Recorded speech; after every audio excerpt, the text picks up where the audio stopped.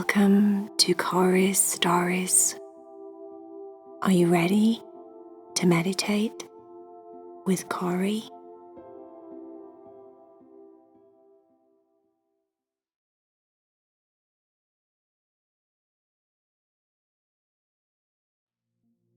Are you ready to meditate with Cory? Climb up into your bed and get super comfortable. Make sure that you're wearing your comfortable pajamas and you feel safe and warm in your bed so that you can relax your body. Try and be as still as you can as you listen to the story. And that way, hopefully, you'll fall fast asleep. Tucker and Leo had to go to the vets. Leo was not happy. Tucker was very excited. Oh, it's been so long, Leo, so long since I've been in Daddy's car. I love Daddy's car. I like to put my head out of the window, and I like to slobber all over his seats, and I like to turn around and run around, and I like to wobble all over when he goes around corners too fast. All of it, every single morsel, is so much fun, Leo. Leo felt completely opposite. Leo hated car rides. He hated going in the car. He didn't like getting up into the car. He didn't like getting out of the car. He didn't like the actual ride. He didn't like the windows. They scared him in case he got his head stuck in one. He did not like any of it at all. Not one single part. And he didn't even know that they were going to the vets. They thought they were just going in the car. But then, Leo is pretty smart. And how often do they go in the car? And his mum and dad know that he doesn't like the car, so why would they take him in the car if they didn't need to go anywhere other than the vets?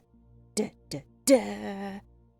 Leo did not like the vets. There were too many smells, too many dogs, too many things to make him itch and scratch, too many loud noises, too many strange people, too many people walking past with other animals, stressing him out because Tucker could eat them at any moment.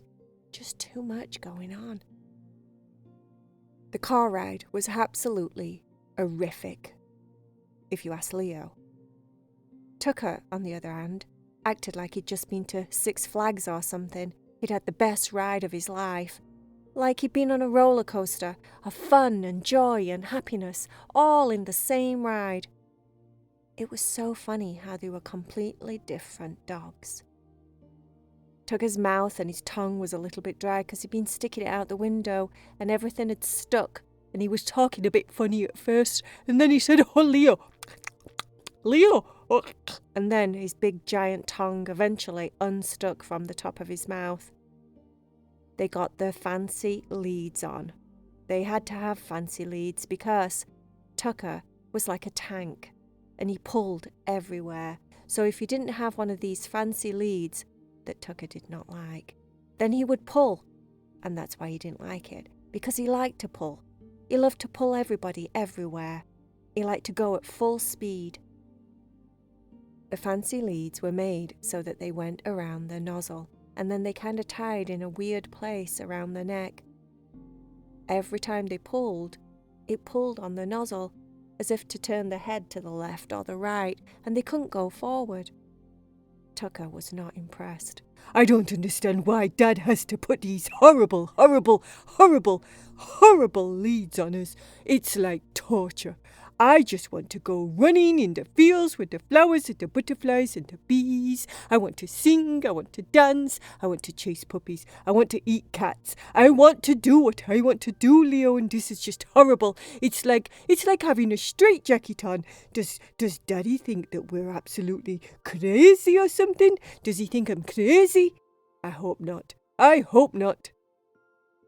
Leo didn't mind the fancy leads because he didn't pull so much on walks, so he didn't get his head pulled to the side. He was pulling back, actually. He didn't want to go into the vets. There was a dog park right next to the vet's, and there was loads of dogs in there, and Tucker was going absolutely berserk already. He wasn't even in the dog park and he was going crazy. Let me at him. Let me at him. Oh, I can smell him. I can smell him. I can lick him. He was sticking his tongue out, trying to lick the air as if he could lick the dogs. Arrgh! Growling at everyone, here and there and everywhere. And all the dogs in the dog park looked so friendly and happy playing together. It was such a shame, Leo thought. It was just a shame that Tucker was an aggressive lover. He loved on you so much that sometimes he actually got a little bit aggressive and wasn't very nice. But yes, that was Tucker, unfortunately. Leo thought it would have been so nice to be able to visit the dog park, but then, yeah, not really, because Leo doesn't like the dog park. Mum went into the vet's. She told the vets that Tucker wasn't very good with other dogs, and we would have to wait outside until there was no dogs in the actual waiting area in the vet's. One of the ladies came out and let Tucker and Leo know it was safe to come in and go to their room. Leo had to get weighed. He'd not been weighed for a long time. He slipped and slided on the weighing scale because it was just made of like shiny metal, which is very silly, really. It reminded him of the staircase, the landing, the bedrooms, everything wooden and shiny and slippy upstairs. Leo's eyes got really big as he was doing the banana splits all over, and then he eventually sat down, shaking. Tucker didn't need to get weighed. Tucker had been there not too long ago for a checkup. They went inside the quiet room and waited for the vet. When he came in, he was an older gentleman. He checked Tucker. Tucker looked good. He checked on Leo. Leo had got a few bumps here and there, but they weren't anything to worry about because he'd had them a long time. They were probably just fatty lumps or something. Tucker started laughing. Fatty lumps?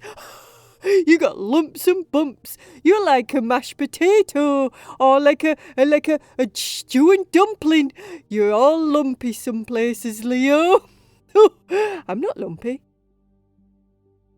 Then the vet said to Leo, "I think we'll take you first." Leo looked at Tucker and said, "Where's he taking me?" Tucker said, "I don't know, Leo. I don't know." Leo walked with the vet very apprehensively. He got absolutely no clue where he was going and why he was going and what he was going for. Mum had not said anything. Dad had not said anything. He didn't know whether he was going to get washed. He didn't know whether he was going to get blood drawn. He didn't know whether he was going to get jabbed, his teeth cleaned. He got absolutely no clue. What if Mum and Dad didn't want him anymore and they were going to leave him at the vet's, and then the vet would sell him, and then he would have to go work on a farm and be around a bunch of animals he didn't like? All of his worst nightmares were coming into his mind. What if he had to run away and he got on a bus and the bus took him to the wrong place and the bus took him to a tropical island and he never saw anyone ever again? What if he had to go and go back there and they poked something up his bum like a temperature thing?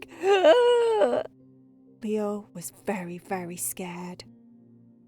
They took him into a small room.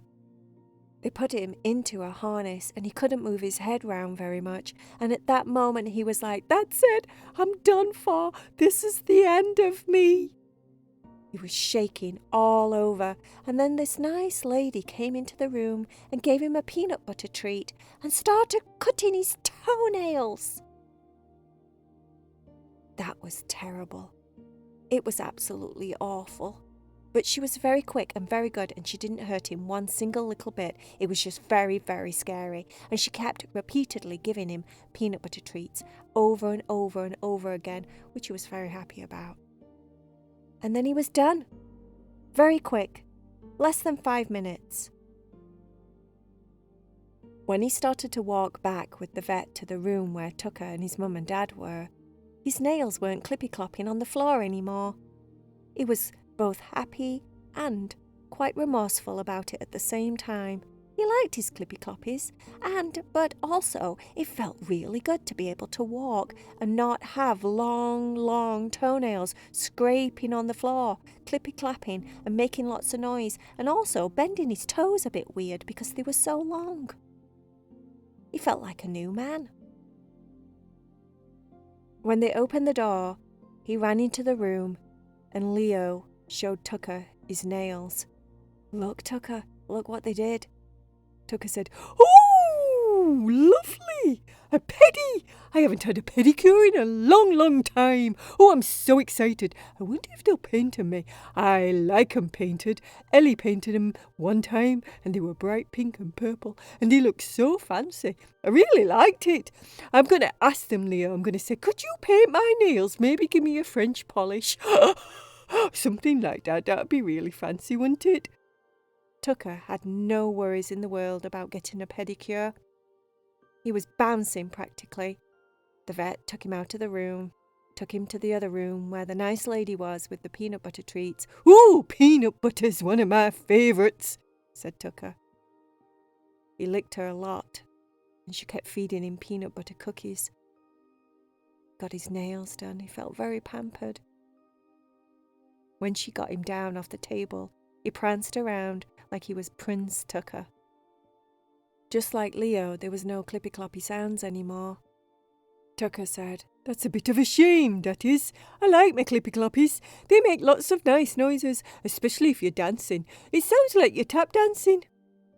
He was talking away to the vet, but the vet didn't say anything. I don't think the vet understood him. He probably thought that Tucker was just one of those dogs that make a lot of noise.